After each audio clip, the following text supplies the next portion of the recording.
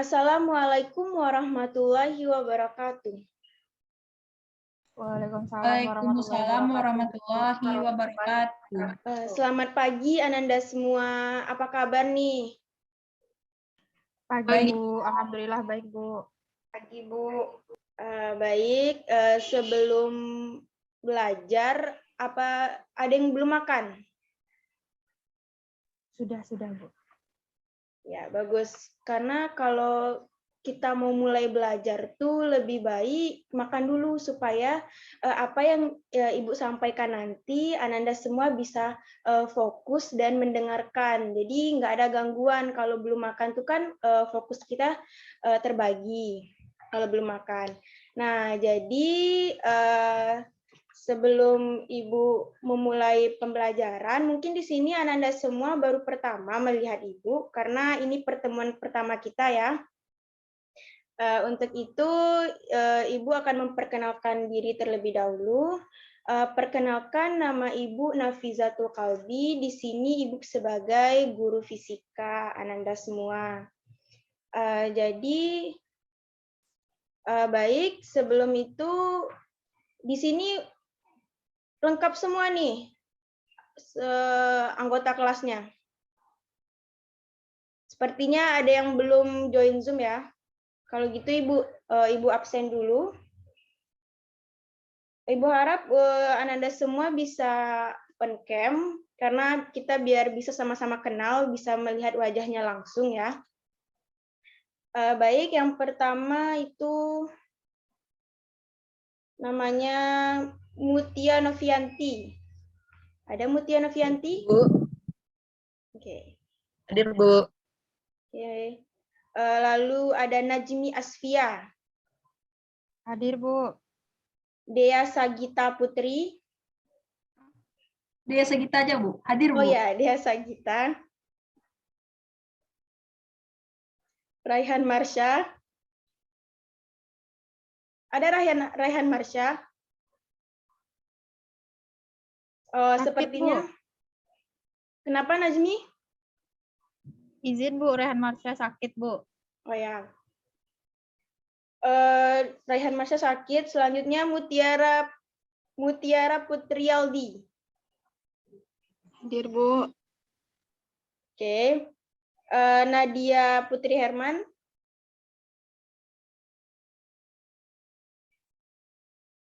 Apakah Nadia ada? Enggak Bu, Nadia ada acara Bu, izin dia Bu. Oke. Lalu Nanda Firmanullah. Nanda nggak ada juga ya. Syakila Zulima. Hadir Bu. Oke. Selanjutnya Apriani Wirahmawati. Hadir Bu. Oke, Widya Kusuma ada? Hadir Bu.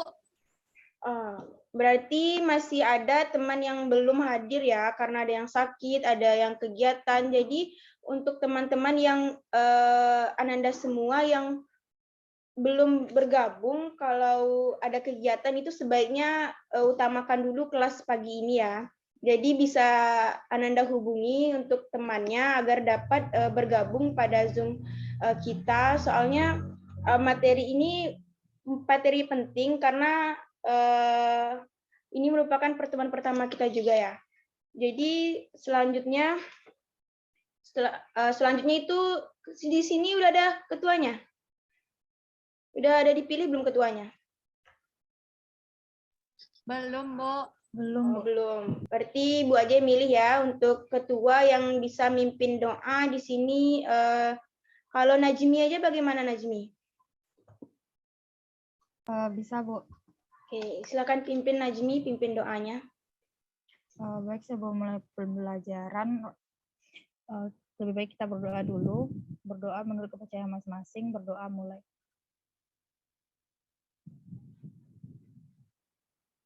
Berdoa selesai.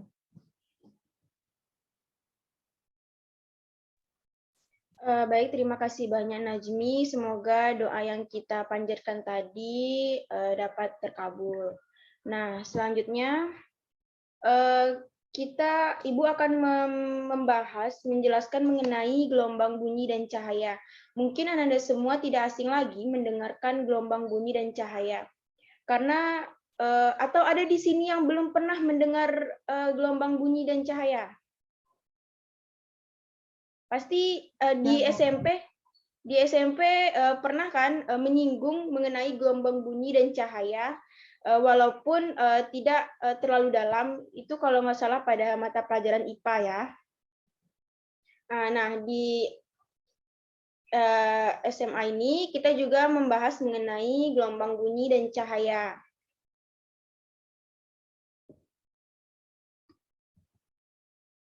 Oke, lagi loading. Nah, kelihatan semua di layarnya? Baik. Oke.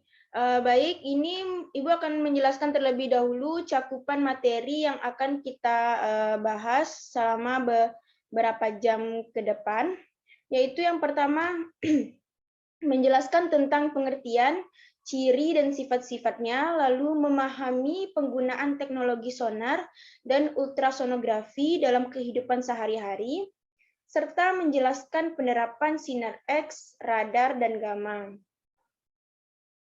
Nah, ini beberapa poin-poin yang akan kita pelajari pada minggu pertama ini. Nah, selanjutnya yang perlu Ananda ketahui mengenai gelombang bunyi yaitu pertama ada pengertian. Pengertian dari gelombang bunyi ini ialah gelombang yang merambat melalui medium tertentu dan merupakan gelombang mekanik yang digolongkan sebagai gelombang longitudinal sehingga dapat disimpulkan bahwa bunyi adalah getaran yang merambat. Jadi, gelombang bunyi ini sangat membutuhkan rambatan melalui medium tertentu agar bunyi yang disampaikannya itu dapat terdengar di telinga kita. Itu mengenai pengertian dari gelombang bunyi. Nah, selanjutnya itu adalah klasifikasi dari gelombang bunyi. Sebelum itu, Ibu mau nanya dulu. Sebelum Ibu bahas mengenai klasifikasi, dari Ananda semua, ada yang tahu contoh dari klasifikasi gelombang bunyi itu apa? Dea, Bu. Ya, silakan Dea. Contoh dari gelombang klasifikasi gelombang bunyi itu ada infrasonik, audiosonik, dan ultrasonik, Bu. Ya, benar sekali Dea. Sepertinya Dea udah belajar ya sebelum masuk kelas ini. Jadi itu sebagai contoh juga bagi anak-anak Ibu semua, kalau sebelum pembelajaran itu dimulai, alangkah baiknya baca-baca dulu materi apa yang akan disampaikan oleh guru tersebut, biar bisa menjawab pertanyaan. Oke. Dea sudah menjawab contoh dari klasifikasi itu ada audiosonik, infrasonik, dan ultrasonik. Nah, Ibu mau menanya lagi nih, contoh dari infrasonik itu apa aja sih? Siapa yang bisa jawab?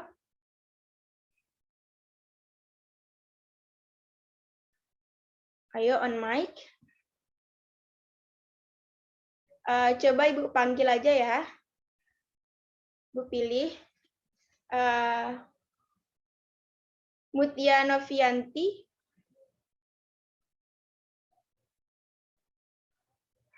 Mohon maaf, Bu. Tadi jaringan saya putus-putus. Boleh diulangi pertanyaannya, Bu? Ya, pertanyaannya tadi kan Dea sudah menyampaikan contoh dari klasifikasi itu ada audiosonik, infrasonik, ultrasonik. Nah, untuk contoh dari infrasonik itu apa?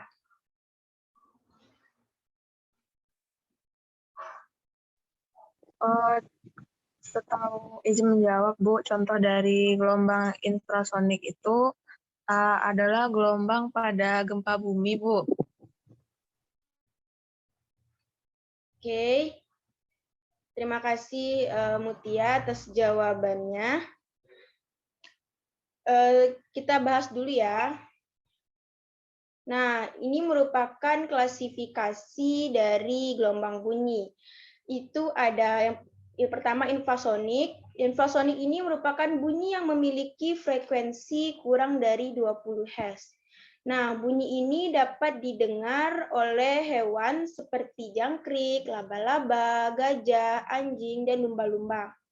Nah, untuk contoh audiosonik, itu tuh dapat didengar oleh manusia, yang mana memiliki frekuensi dari 20 Hz sampai 20.000 Hz. Jadi masih dapat didengar oleh telinga manusia. Nah, kalau ultrasonik itu bunyi yang memiliki frekuensi lebih dari 20.000 Hz. Nah, ini dapat didengar oleh hewan seperti kelawar dan lumba-lumba. Jadi ini merupakan klasifikasi dari infrasonik, audiosonik, dan ultrasonik. Oke. Selanjutnya ini merupakan contoh gambarnya ya, dari audiosonik, ultrasonik, dan infrasonik. Oke, sebelum itu, bentar. Nah, sebelum itu, Ibu akan membahas mengenai sifat-sifat dari gelombang bunyi. Dari Ananda semua, apakah ada yang udah belajar, mungkin udah ada belajar sebelum kelas ini dimulai? Jadi ada yang tahu nggak mengenai apa aja sifat-sifat dari gelombang bunyi? Saya, Bu. Ya, silakan Wira. Sifat-sifat dari gelombang bunyi ada pemantulan, pembiasan, pelenturan, interferensi, dan pelayangan. Ya, benar sekali Wira. Jadi dari sifat-sifat gelombang bunyi itu salah satunya ada yang disebutkan dari Wira, beberapa yang disebutkan dari Wira itu benar sekali. Nah, bagus sekali Wira. Nah, ini pada layar ini merupakan sifat-sifat dari gelombang bunyi. Yang pertama itu ada pemantulan. Kita bahas satu-satu ya. Pemantulan ini adalah keadaan ketika gelombang bunyi yang datang mengenai permukaan suatu medium yang keras dan kembali ke medium asalnya dengan sudut yang sama. Jadi contohnya pemantulan ini itu mengenai permukaan suatu medium yang keras. Jadi karena adanya medium yang keras tersebut, maka dapat dipantulkan bunyi atau suara tersebut. Selanjutnya itu ada pembiasan atau refleksi. Nah, di sini maksud dari refleksi itu terjadi jika gelombang bunyi dari suatu medium memasuki medium lain dengan sudut tertentu.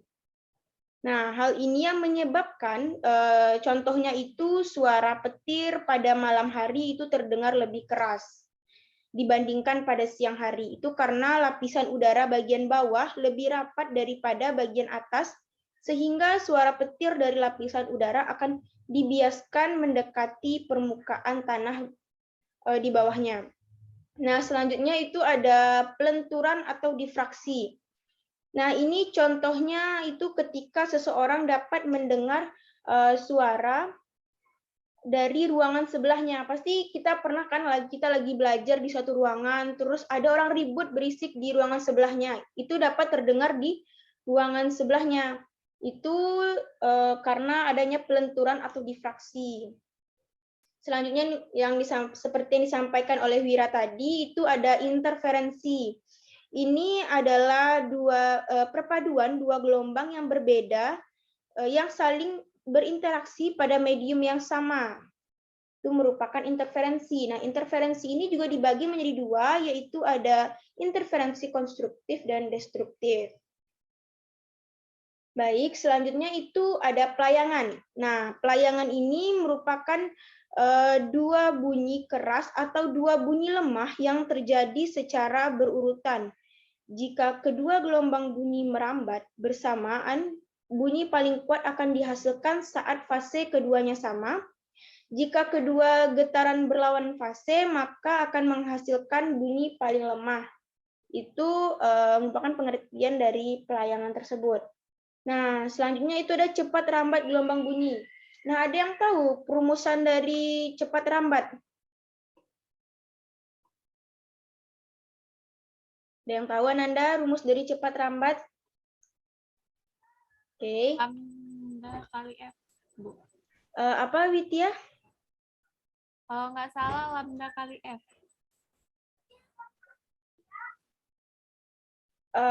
Oke. Sudah bagus Widya, cuman rumus dari cepat lambat gelombang bunyi itu dilambangkan dengan V. Jadi V sama dengan S per T. Sudah bagus sekali Widya, jadi nanti perlu dibaca kembali. Nah, untuk V itu sama dengan cepat lambat gelombang dengan satuannya M per S. S itu jarak, satuannya meter, dan T itu waktu dengan satuannya sekon. Nah, selanjutnya itu udah melalui zat padat. Seperti yang Ananda ketahui, sifat dari gelombang bunyi itu ada yang melalui zat padat, zat cair, udara atau gas. Jadi, gelombang bunyi itu dapat merambat melalui zat padat. Itu contohnya seperti dapat merambat di aluminium, baja, kaca, dan lain-lain. Kalau zat cair berarti dapat melalui air, raksa, helium cair, dan masih banyak lagi. Lalu kalau untuk udara tentu seperti udara dan gas. Oke, sampai sini silakan Anda pahami, karena nanti di akhir pembelajaran akan ada tugas ya. Jadi untuk itu fokus dan tetap memperhatikan apa yang Ibu jelaskan. Oke. Nah, selanjutnya yaitu ada aplikasi dalam kehidupan sehari-hari. Ini ada dua, yaitu teknologi sonar dan ultrasonografi. Teknologi sonar ini memiliki dua bagian alat yang memancarkan gelombang ultrasonik, yang disebut transmitter, dan alat yang dapat mendeteksi datangnya gelombang pantul atau gamma yang disebut sensor atau receiver. Kalau ultrasonografi ini adalah teknologi yang digunakan untuk mencitrakan bagian dalam tubuh manusia. Nah, mungkin dari Ananda semua masih bingung nih, apa sih contoh dari teknologi sonar itu? Apa sih teknologi sonar itu? Nah, kalau ultrasonografi mungkin Ananda semua sudah tahu. Ultrasonografi itu kan contohnya seperti USG ya. Kita lihat saja gambarnya. Nah, ini gambar, contoh gambar yang pertama itu dari teknologi sonar. Ini ada gambar kapal, yang mana alat tersebut dapat mendeteksi datangnya gelombang pantul atau gamma yang disebut sensor. Lalu yang kedua itu ada USG. Jadi USG ini pasti pernah melihat ya Ananda semua. Mungkin ada adiknya, melihat adiknya masih di dalam kandungan ibunya. Nah, itu kan ada alat yang benda yang ditaruh di atas perut. Nah, itu bisa kita lihat di layarnya itu kakinya, kepalanya. Dan sekarang juga ada USG yang 4G ya. Semakin berkembangnya zaman, semakin banyak pembaharuan-pembaharuan. Oke, selanjutnya. Nah, selanjutnya itu Ibu akan membahas mengenai gelombang cahaya. Jadi Anda semua untuk yang masih off cam, Ibu harap untuk on cam ya. Semoga masih bersemangat karena materi yang Ibu sampaikan ini sangat penting. Baik, untuk gelombang cahaya ini yang perlu kita ketahui yaitu pertama itu pengertiannya. Nah, cahaya merupakan gelombang elektromagnetik yang kasat mata dapat terlihat. Nah, dapat terlihat oleh mata. Cahaya memiliki spektrum atau paket cahaya yang dipersepsikan secara visual oleh indera penglihatan sebagai warna.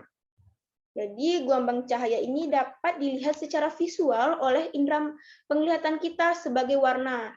Seperti kita kan dapat membedakan warna, banyak warna-warna di sekitar kita yang bisa kita lihat. Jadi gelombang cahaya ini dapat terlihat ya. Oke.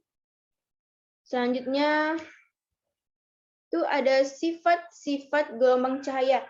Sifat gelombang cahaya ini berbeda dengan gelombang bunyi tadi. Yang pertama itu ada merambat lurus.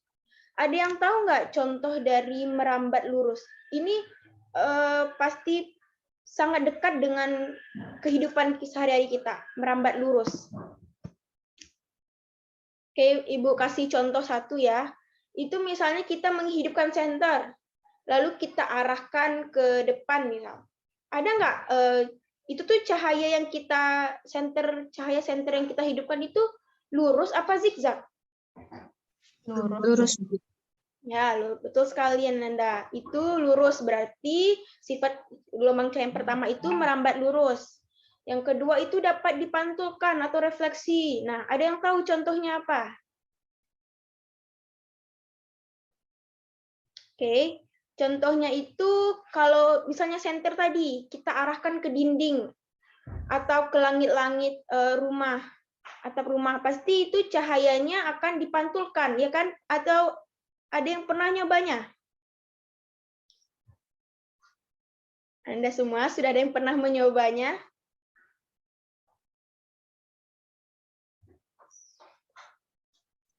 Sepertinya Bu, apa senter Mutia? HP. Pernah, Ya. Bu, pakai senter HP. Ya, benar sekali. Pasti pernah lah ya menyobanya. Terus yang ketiga itu dapat dibiaskan. Nah, dapat dibiaskan ini contohnya itu seperti sedotan. Nah, sedotan kalau kita masukkan ke dalam gelas yang ada airnya, pasti itu akan cahayanya itu tampak seperti patah-patah, ya kan? Apalagi kalau kita minum pakai gelas yang bening, itu pasti akan terlihat sekali bentuk patah-patahnya itu, cahayanya. Selanjutnya itu dapat diuraikan. Dapat diuraikan ini contohnya itu seperti pelangi yang datang sehabis hujan. Ini dikarenakan proses terurainya atau terpisahnya cahaya putih atau cahaya polikromatik menjadi cahaya monokromatik dengan panjang gelombang yang berbeda setelah melewati sebuah medan pembias. Nah, itu mengapa terjadinya pelangi setelah hujan selesai. Nah, selanjutnya itu dapat diserap atau absorpsi. Ini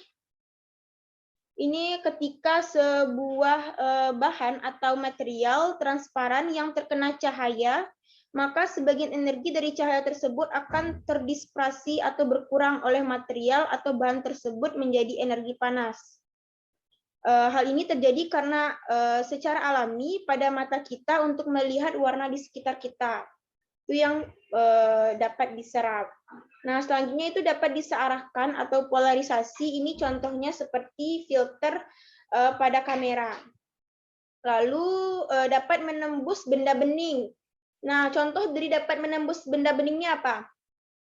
Ini kan, misal ada gelas.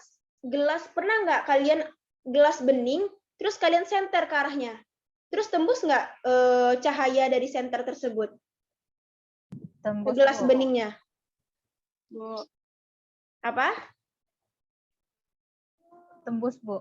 Ya, benar sekali Najmi. Jadi dapat menembus benda bening dari cahaya tersebut. Dan yang terakhir yaitu mengalami pelenturan atau difraksi. Ini maksudnya ialah difraksi cahaya tersebut merupakan kecenderungan gelombang cahaya saat melewati celah kecil atau sempit untuk menyebar ketika merambat. Nah, ini tadi merupakan beberapa sifat-sifat dari gelombang cahaya. Yang pertama ada merambat lurus, refleksi, refraksi, dispersi, absorpsi, polarisasi, dapat menembus benda bening, dan yang terakhir difraksi. Oke.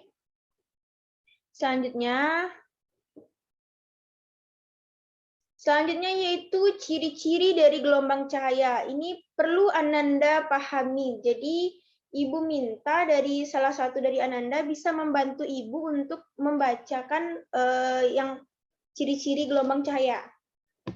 Oke, siapa yang bisa? Najmi, Bu. Ya, silakan Najmi. Ciri-ciri gelombang cahaya. Yang pertama yaitu gelombang cahaya bisa merambat dalam ruang hampa dan tanpa medium apapun karena merupakan gelombang elektromagnetik. Yang kedua, gelombang cahaya merupakan gelombang transversal. Hal ini karena arah rambatnya tegak lurus dengan arah getarannya.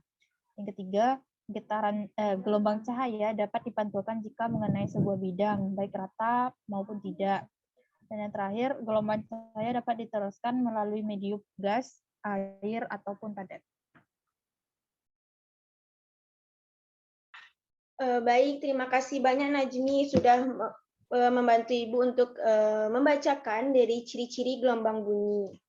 Oke, ciri-ciri di gelombang bunyi ini yang pertama itu kan dia tidak tanpa medium apapun karena merupakan gelombang elektromagnetik.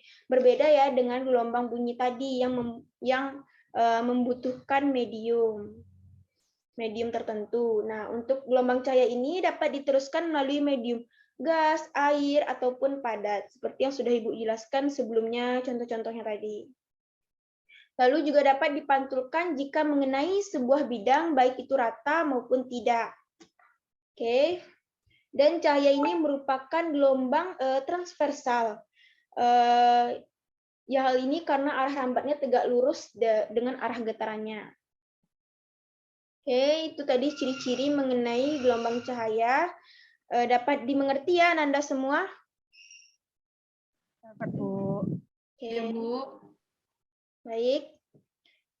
Selanjutnya itu ada penerapan dari gelombang cahaya. Itu pertama ada sinar gamma.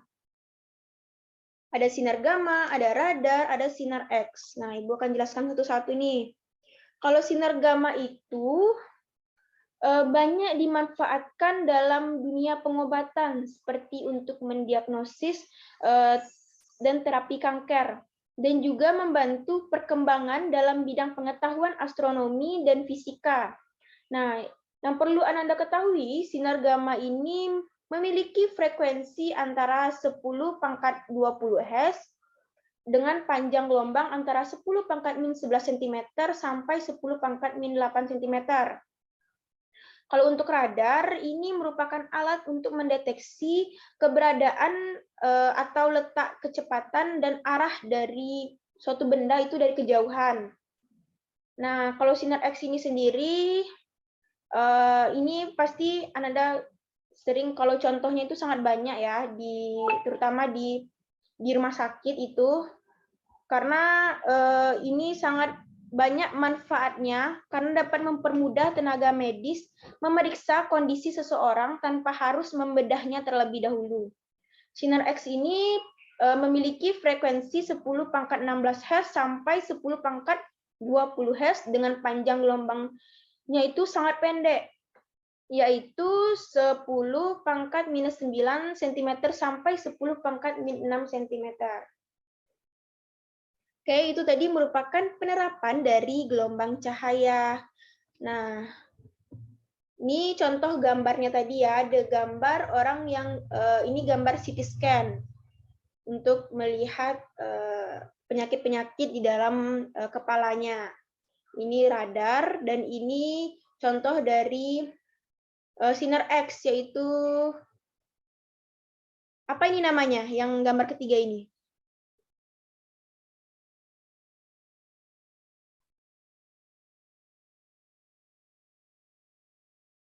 Halo Nanda?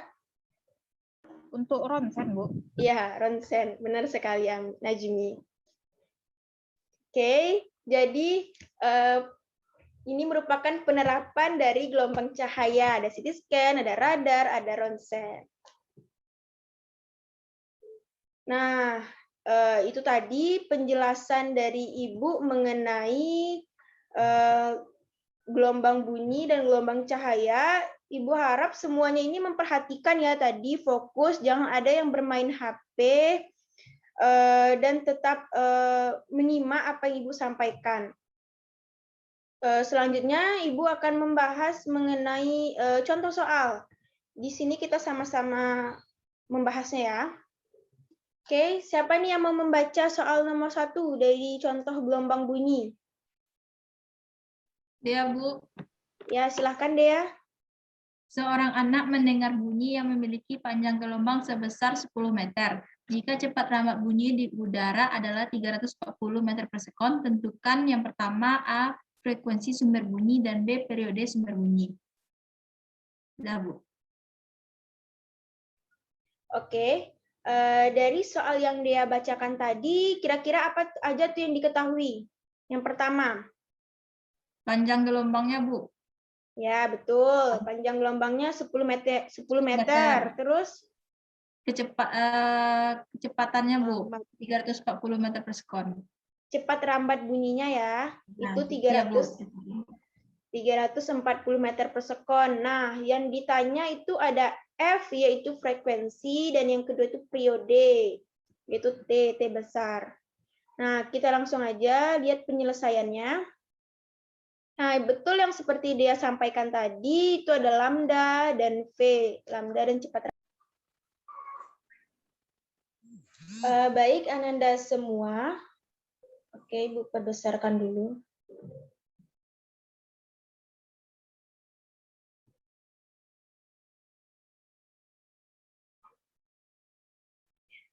Baik, kan sudah diketahui itu lambdanya sama dengan 10 meter, V-nya 340 meter per sekon. Jadi untuk yang ditanyakan pertama itu tinggal kita masukkan saja dengan rumusnya, kan rumus awalnya V sama dengan lambda dikali F. Jadi karena ditanyanya frekuensi, maka dipindah ruaskan menjadi V per lambda, jadinya 340 per 10 sama dengan 34 Hz. Nah, untuk periodanya itu kan T sama dengan 1 per V. Jadi 1 per 34 sekon sama dengan 0,029 sekon. Jadi ini merupakan penyelesaian dari soal nomor 1 dari gelombang bunyi. Nah, selanjutnya. Ini contoh soal kedua, yaitu mengenai gelombang cahaya. Oke, Ibu langsung bacakan saja. Seberkas cahaya monokromatik dengan panjang gelombang 500 nanometer tegak lurus pada difraksi jika kisi memiliki 400 garis tiap sentimeter sudut deviasi sinar 30 derajat, maka banyaknya garis terang pada layar adalah. Oke. Yang perlu pertama kita pahami yaitu kita harus menulis diketahuinya. Apa aja diketahuinya? Pertama ada sudutnya, itu diketahui 30 derajat, jadi tetanya 30. Lalu ada lambdanya juga diketahui 500 nanometer, makanya kita ubah ke meter. Jadi 5 kali 10 pangkat minus 7 meter. Dan N-nya itu 400 garis per sentimeter, kita rubah ke meter, jadi 4 kali 10 pangkat min 4 garis per meter. Maka untuk D itu dapat didapatkan perumusannya 1 per N.